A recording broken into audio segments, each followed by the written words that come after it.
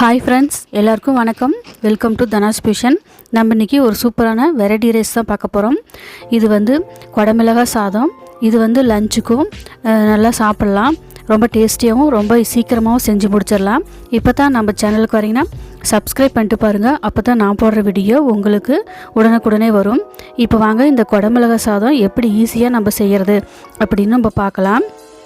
இப்போ இந்த சாதம் செய்கிறதுக்கு நான் இன்றைக்கி ஒரு கப் அளவு ரைஸுக்கு ஒரு குடமிளகாய் மட்டும் எடுத்திருக்கேன், மீடியம் சைஸ் குடமிளகாய். இப்போ நான் ஒரு கப் ரைஸுக்கு ஒரு குடமிளகாய் சேர்த்து செய்ய போகிறேன். நீங்கள் 2 கப் செய்கிறதா இருந்தால் 2 குடமிளகாய் சேர்த்து செய்யுங்க. அப்போ தான் டேஸ்ட் நல்லாயிருக்கும். இப்போது இந்த சாதம் எல்லாம் வடித்து பொலன்னு வடித்து ஒரு கப் அளவுக்கு எடுத்து வச்சுக்கோங்க. இப்போது இதை தாளிக்கிறதுக்கு எல்லாமே கட் பண்ணிவிட்டு நம்ம எடுத்து வச்சுக்கலாம். குடமிளகாய் இந்த மாதிரி நீளமாக சன்னமாக கட் பண்ணிக்கோங்க. அப்புறம் வெங்காயம், தக்காளி, பெரிய வெங்காயம் கட் பண்ணிக்கோங்க. ஒரு வரமிளகாய், இது மாதிரி எல்லாத்தையும் கட் பண்ணி ரெடி பண்ணி வச்சுக்கோங்க. இப்போ ஸ்டவ் ஆன் பண்ணிவிட்டு ஒரு கடாய் வச்சுக்கலாம். அடிகனமான கடாய் வச்சுக்கோங்க. இப்போ இந்த கடாய் சூடானதுக்கப்புறம் எண்ணெய் 1 டேபிள் ஸ்பூன் அளவுக்கு சேர்த்திக்கோங்க. இந்த எண்ணெய் நல்லா சூடாகட்டும். சூடானதுக்கு அப்புறமா 1/2 டேபிள் ஸ்பூன் அளவுக்கு கடுகு, 1/4 டீஸ்பூன் அளவுக்கு சீரகம் இதை சேர்த்துக்கோங்க. இது நல்லா பொரிஞ்சு வரட்டும். இது நல்லா பொரிஞ்சதுக்கப்புறமா ஒரு வரமிளகாய் ஒரு ஃப்ளேவருக்காக ஒன்று மட்டும் இந்த மாதிரி கட் பண்ணிவிட்டு சேர்த்திக்கோங்க. இது கூட அடுத்ததாக பெரிய வெங்காயம் 1 மீடியம் சைஸ் கட் பண்ணிவிட்டு சேர்த்திக்கோங்க. இது கூடவே கருவேப்பிலை ஒரு கொத்து அளவுக்கு சேர்த்திக்கோங்க. இந்த வெங்காயம் நல்லா வதங்கி வெந்து வரட்டும். அந்த அளவுக்கு நல்லா வதக்கிக்கலாம். அடுப்பு மீடியம் ஃப்ளேம்லேயே வச்சு வதக்குங்க. இந்த வெங்காயம் நல்லா வதங்கி வந்ததுக்கப்புறமா இது கூட ஒரு மீடியம் சைஸ் தக்காளியை இந்த மாதிரி நீல வாக்கில் கட் பண்ணிவிட்டு சேர்த்திக்கோங்க. சேர்த்திட்டு இப்போது இது நல்லா வதங்கிறதுக்காக ஒரு 1/4 டீஸ்பூன் அளவுக்கு உப்பு சேர்த்திக்கலாம். இது உப்பு சேர்த்து வதக்கிறப்ப சீக்கிரமாக வதங்கி வந்துடும். இந்த தக்காளி நல்லா குழஞ்சி நல்லா வதங்கி வரணும். அதனால் நல்லா வதக்கிக்கலாம். இதை பாருங்கள், தக்காளி நல்லா மசிஞ்சு நல்லா வெந்து வந்துருக்குது. இப்போ 3 பல் பூண்டை இந்த மாதிரி தட்டி சேர்த்திக்கோங்க. வாசமாக நல்லா டேஸ்ட்டாக இருக்கும், டைஜஷனுக்கும் நல்லாயிருக்கும். இப்போ இது 1 நிமிஷம் நல்லா கலந்து விட்டதுக்கு அப்புறமா நம்ம கட் பண்ணி வச்சுருக்கிற குடமிளகாயை இது கூட சேர்த்திக்கலாம். குடமிளகாய் சேர்த்திட்டு இதை நல்லா 1 நிமிஷம் நல்லா வதக்கி கொடுக்கலாம். இந்த வெங்காயம், தக்காளி கூட நல்லா வதங்கி வரட்டும். அதனால் அது கூட சேர்த்து நல்லா வதக்கி விட்டுக்கோங்க.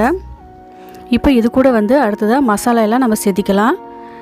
இது கூட ஃபஸ்ட்டு கறி மிளகாய் தூள் இருக்குதுங்க இல்லைங்களா, அது ஒரு 1/2 டேபிள் ஸ்பூன் அளவுக்கு சேர்த்திக்கோங்க. தனி மிளகாய் தூள் 1/2 டேபிள் ஸ்பூன் அளவுக்கு சேர்த்திக்கோங்க. இது கூட அடுத்ததாக மஞ்சத்தூள் 1/4 டீஸ்பூனுக்கு கொஞ்சம் கம்மியாக சேர்த்திக்கோங்க. சேர்த்திட்டு இது எல்லாத்தையும் நல்லா கலந்து விட்டுக்கோங்க. இந்த மசாலா எல்லாம் இப்போது அந்த குடமிளகாய் கூட சேர்ந்து எல்லாம் நல்லா வதங்கி வெந்து வரணும். அதனால் இது எல்லாத்தையும் நல்லா கலந்து விட்டுக்கோங்க. இதுக்கு தண்ணி தெளித்து வேக வைக்கணும், தண்ணி ஊற்றி வேக வைக்கணும் அப்படிங்கிறது கிடையாது. இது சீக்கிரமாக வெந்து வந்துடும். அதனால் இது மூடி போட்டுட்டு ஒரு 5-6 நிமிஷம் நல்லா வேக விட்டுக்கலாம். அடுப்பு இப்போது லோ ஃப்ளேமில் வச்சுக்கோங்க.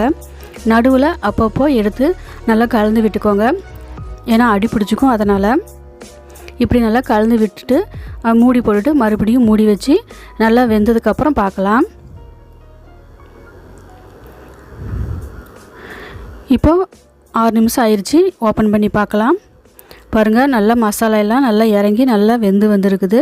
எண்ணெயும் நல்லா பிரிஞ்சு வந்துருச்சு, காயும் நல்லா வெந்து வந்துருச்சு.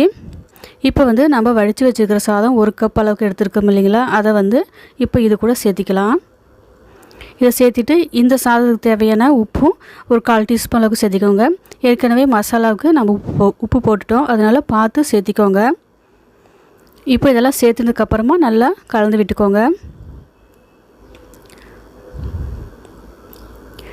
இந்த சாதம் ரொம்ப சீக்கிரமாக சாதம் வடித்து வச்சுட்டா போதும், சீக்கிரமாக செஞ்சு முடிச்சிடலாம். லஞ்ச் பாக்ஸுக்கு ஈஸியாக செஞ்சு கொடுக்கலாம். இதுக்கு தொட்டுக்க சிப்ஸு, வறுவல் ஏதாவது வச்சு சாப்பிட்லாம். டேஸ்ட் ரொம்ப நல்லாயிருக்கும்.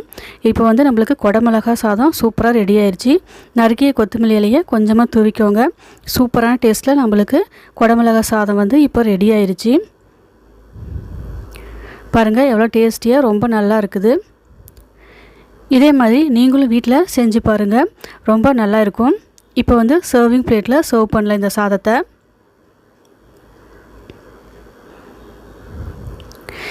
இந்த சாதத்தை நீங்களும் இதேமாதிரி செஞ்சு பாருங்கள். செஞ்சு பார்த்துட்டு டேஸ்ட் எப்படி இருந்ததுன்னு கமெண்ட்டில் சொல்லுங்கள். லைக் பண்ணுங்கள், ஷேர் பண்ணுங்கள். நாளைக்கு வந்து இன்னொரு வீடியோவில் சூப்பரான வீடியோவில் பார்க்கலாம். தேங்க்யூ ஃபார் வாட்சிங்.